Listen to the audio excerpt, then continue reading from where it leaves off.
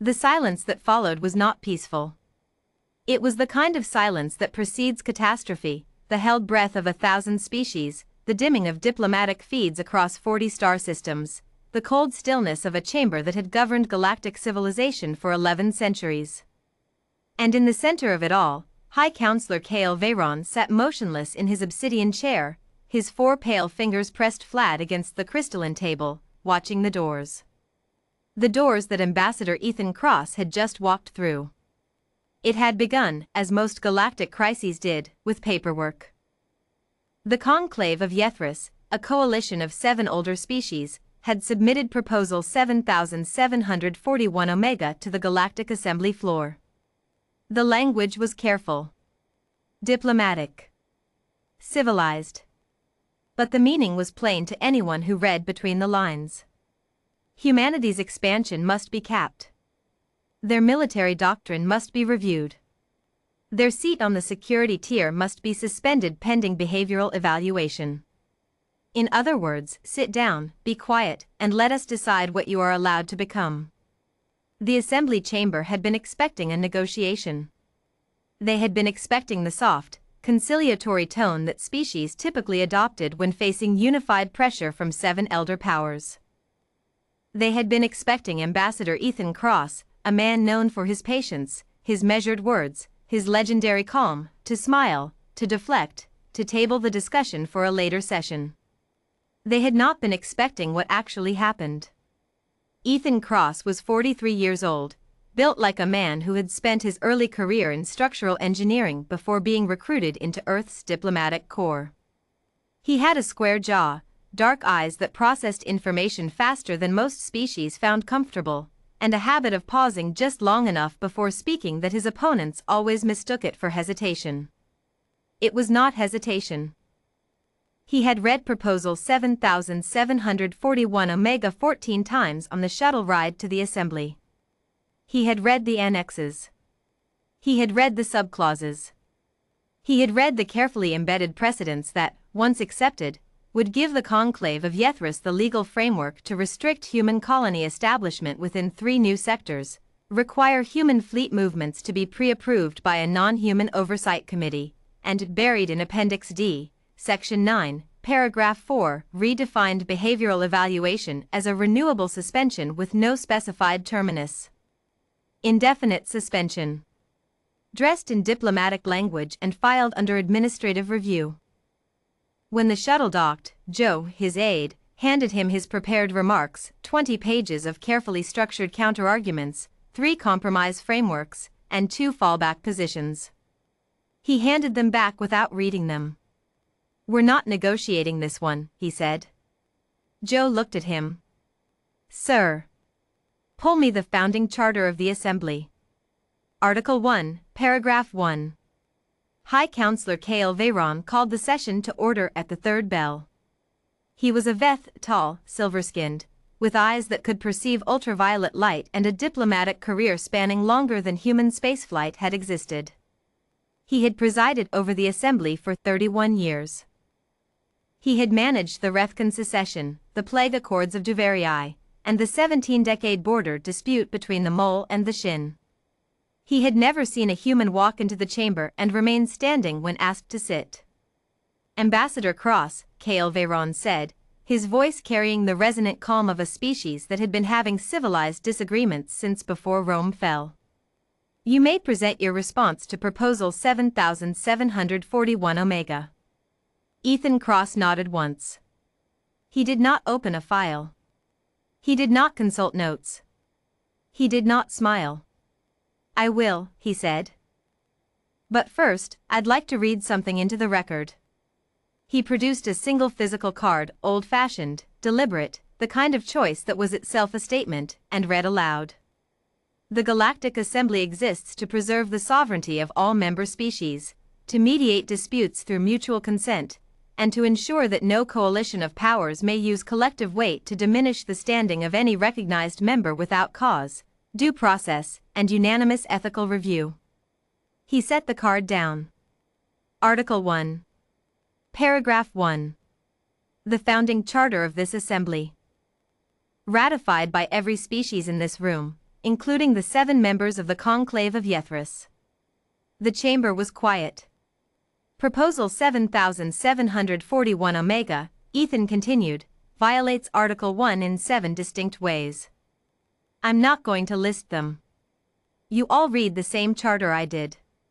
What I am going to say is this. He looked at Kale Veyron directly. Then he looked around the room, all 212 seats, all the delegates of all the species, the floating observation pods of the Galactic Press, the silent recording arrays that would broadcast this session across 40 star systems. Humanity did not fight its way out of one planet, survive 3 extinction-level events, lose 40 million people crossing the Kuiper Belt, and build a civilization that spans 11 systems, to come here and ask permission to exist. Someone shifted in the conclave delegation box. Ethan Cross did not look at them. We joined this assembly in good faith. We accepted its rules. We have followed them, even when they were costly. Even when following them meant watching our colony ships turned back at Sector 7 because of trade agreements that protected species who have never once faced a resource shortage. We accepted that. We negotiated. We compromised. Because we believed in what this assembly was supposed to be. He picked up the card again, turned it over, set it back down. But Proposal 7741 Omega is not a rule. It is not a compromise. It is not diplomacy. It is 11 centuries of older species looking at something young and fast and alive and deciding they'd rather manage it than share a galaxy with it. The silence had a texture now. It was not comfortable. So I'm going to do something this assembly has apparently never seen before, Ethan said. I'm going to be honest. He reached into the inside pocket of his jacket and produced a second document. He held it up, not dramatically, not with theater, just held it up the way a man holds a tool he intends to use. This is Earth's formal notice of non-participation. Effective immediately, the human diplomatic mission is suspending its engagement with the Galactic Assembly pending a full constitutional review of Proposal 7741 Omega by an independent panel, which, per Article 11, we are entitled to request and which cannot be denied. He set it on the table. Not slammed. Set. While that review is underway, human vessels will continue to operate under our own navigation protocols. Human colonies will continue to be established according to our own expansion schedule. Human fleets will continue to conduct defense operations without pre-approval from any committee we did not agree to be bound by. He paused for exactly 2 seconds. We are not leaving the assembly. We are not declaring war. We are not making a threat. We are invoking our rights under the same charter every species in this room signed. And we are walking out of this session because we will not sit here and debate whether humanity is allowed to grow. He buttoned his jacket. He picked up his card. He looked at Kale Veyron one last time, not with anger, not with contempt, with something that was almost sadness, the look of a man who had hoped it wouldn't come to this and had prepared for it anyway. Counselor Veyron. I have a great deal of respect for you personally. I hope the review goes quickly. And then Ethan Cross turned and walked to the doors, and the doors opened, and he walked through them. Behind him, Joe followed, and behind Joe, every human staff member in the chamber rose, gathered their things with quiet efficiency, and followed. The doors closed. Kale Veyron sat very still for a long moment.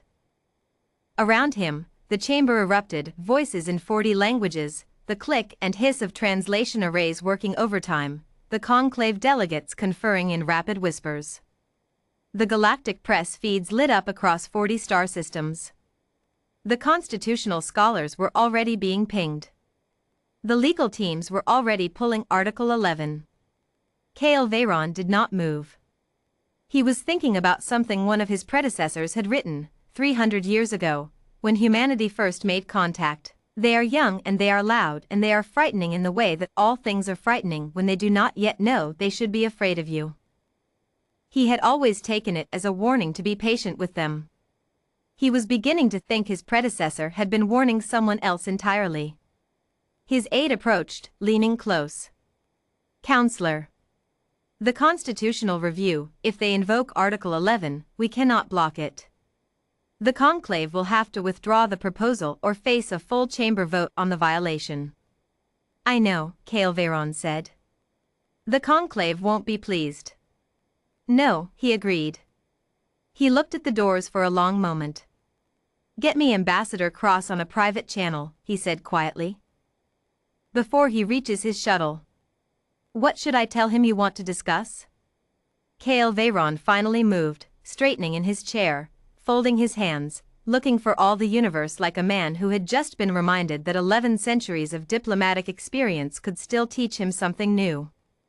Tell him, the High Counselor said, that I want to discuss what a real compromise looks like.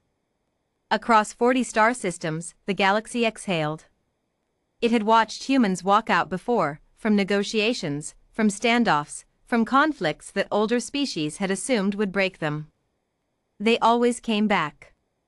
But they never came back the same way twice. And they never, ever came back smaller.